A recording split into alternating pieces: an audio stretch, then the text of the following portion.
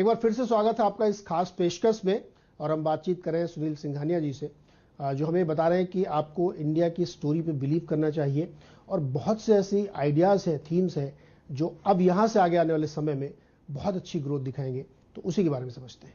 Sunil sir, India की growth story, बहुत सारे काम हो रहे हैं, कुछ जगह पे पैराडाइम शिफ्ट है, एकदम बिल्कुल नई चीज़ आ रही है। जैसे ऑटोमोबाइल में एक नई थीम चल रही है, एनर्जी में नई थीम हाइड्रोजन की शुरू हो गई है, आईटी में भी अब सर्विस के अलावा प्रोडक्ट और डेटा में बड़ा फोकस हो रहा है। तो ऐसे नए आइडियाज आपको कौन से अच्छे लगते हैं इस वक्त जो इंडिया की ग्रोथ स्टोरी के साथ चल रहे हैं? देखो, एक digital world is here to stay. आज हम हमारे खुद के भी अगर आप हैबिट्स देखें तो the way we work, the way we study, the way we shop, the way we entertain, सब में डिजिटल का कहाँ ना कहाँ योगदान है और उसके बिना हमारा काम हो ही नहीं सकता है। खाली प्रॉब्लम क्या है ना, थोड़े जो डिजिटल कंपनियां लिस्ट हुई थी वो आई वुड से तेजी में लिस्ट हुई थी। कंपनियां अच्छी थी, उनके प्राइसिंग थोड़े गड़बड़ थे और एटलीस्ट हमारे ऐसे इन्वेस्टर जो प्रॉफिट वाली कंपनी को देखते हैं उनके लिए वो कंपनियां ऐप नहीं थी।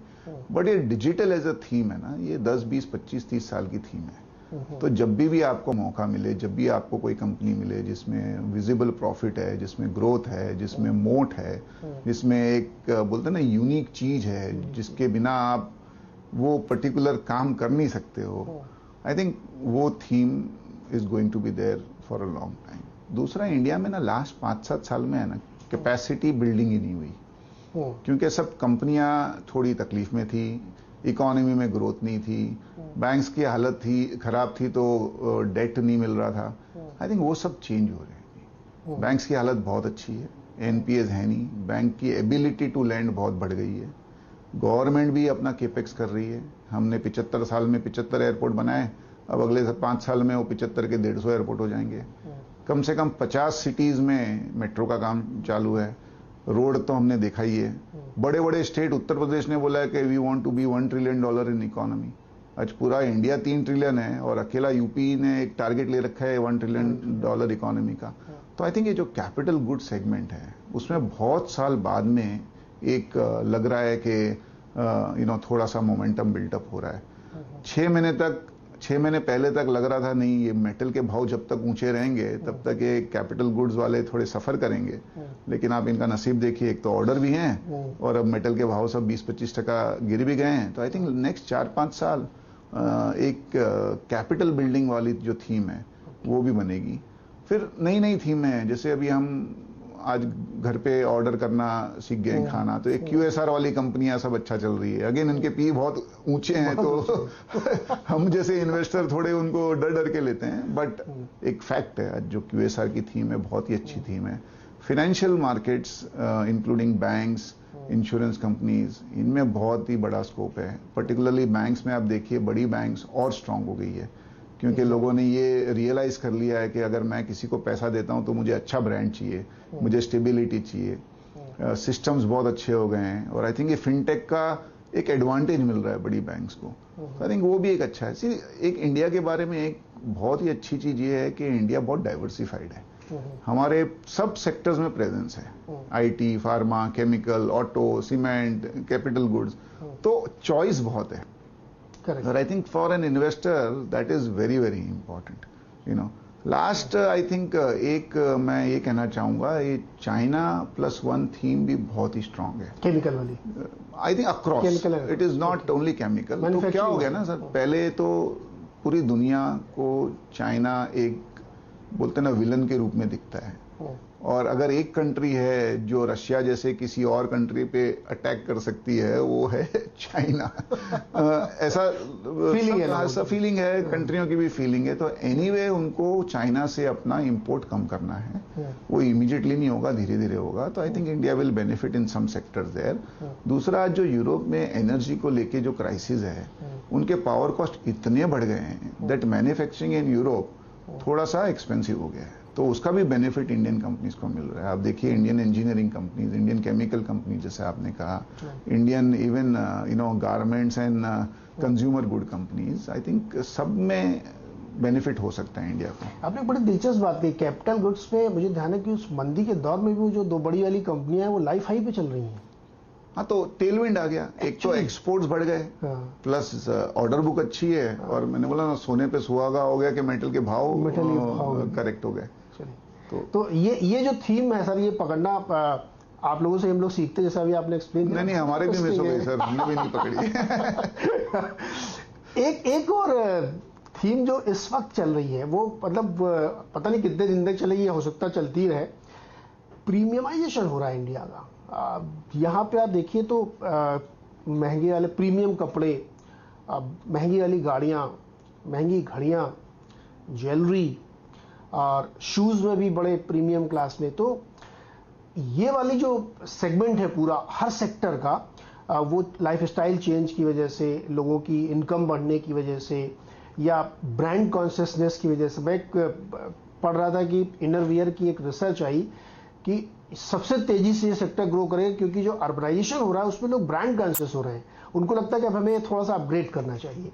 तो क्या ये वाली थीम आपको लगती है कि इंडिया में बड़ी स्तर पे प्ले हो रही है, क्योंकि यहाँ पे अभी बहुत अपलिफ्टमेंट होना है लोगों का? नहीं, आई थिंक फॉर्मलाइजेशन की थीम 3-4 साल से बात कर रहे हैं लोग। उसमें बीच बीच में थोड़े रोड ब्लॉक आ गए। पहले डीमोन आ गया, फिर जीएसटी आ गया, फिर कोविड आ गया। इसके लिए जो 4-5 साल पहले होना चाहिए था, वो अब हो रहा है। और वो बहुत ही, आपने जैसे एकदम अच्छे वे में बताया, एक्चुअली हो रहा है। तो आप अगर गांव में जाओगे तो उनको, जैसे आपने कहा, उनको अपने हिसाब से ब्रांड चाहिए। तो जो टियर 2 टियर 3 वाले ब्रांड चाहिए, फिर उनके एक स्टेप ऊपर उनको प्रीमियम ब्रांड चाहिए। और जो बोलते हैं ना, दुनिया में अराइव हो चुका है, जिसके पास बहुत ही कुछ ज्यादा पैसा आ गया, बिकॉज उसके पास स्टॉक ऑप्शन थे, या उसने कोई कंपनी बेची, या और उसके और कुछ हो गया, उनको एकदम वर्ल्ड क्लास ब्रांड चाहिए। और इंडिया का पॉपुलेशन 140 करोड़, अगर 1% भी वो वर्ल्ड क्लास ब्रांड में चले गए तो पूरा यूरोप का जितना पॉपुलेशन है उतना इंडिया का पॉपुलेशन वो ब्रांड खरीदने चले जाएगा। तो आई थिंक वो क्लियरली दिख रहा है। लकीली, जैसे मैंने कहा, इंडिया में है ना, प्रेजेंस है हर सेक्टर में। तो अभी एक अच्छी कंपनी लिस्ट भी हुई थी जो प्रीमियम ब्रांड्स की तरफ थी।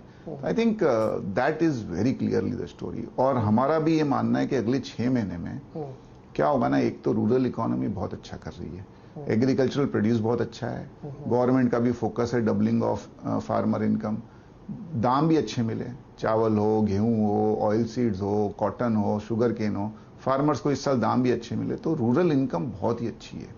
और अर्बन इनकम में पर्टिकुलरली फाइनेंशियल सर्विसेज और आईटी में सबको सैलरी इंक्रीज मिली है।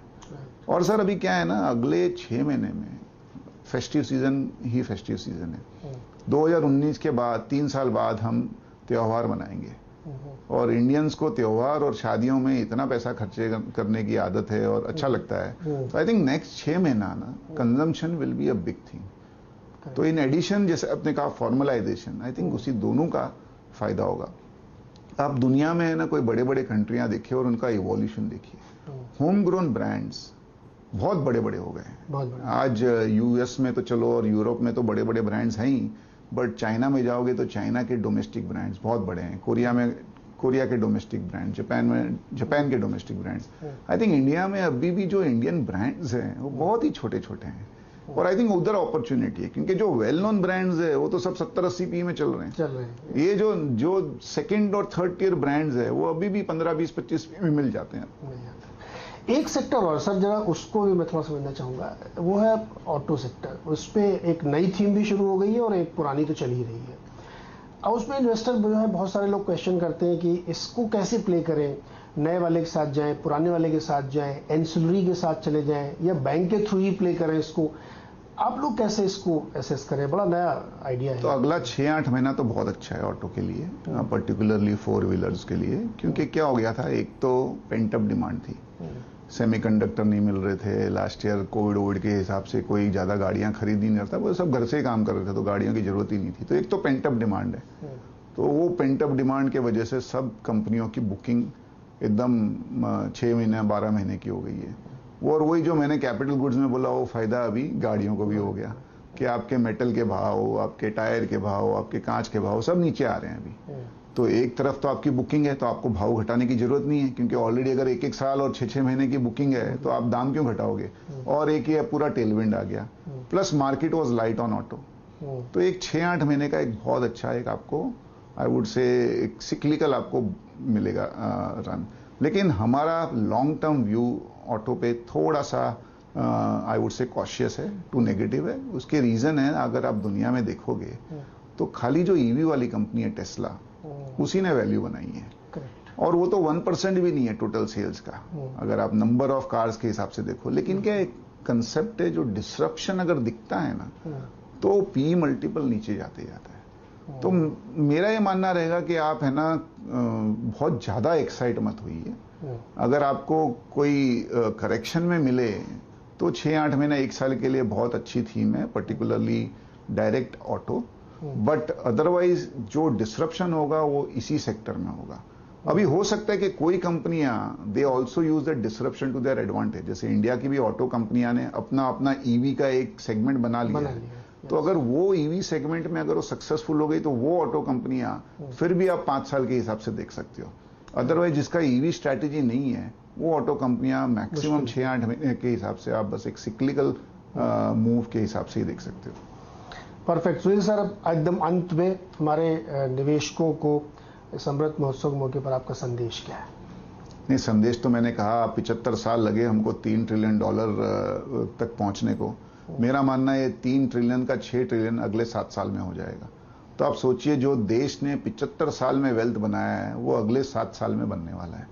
तो 2029 जब थर्ड टर्म होपफुली होगा, तब हमारा $6 ट्रिलियन की इकोनॉमी और इतना वेल्थ आपके सामने दिख रहा है आपको, तो आप पॉजिटिव रहिए, आप इन्वेस्टर बने रहिए, ऊपर नीचे आप डिस्कस करिए, बट उनसे डरिए मत।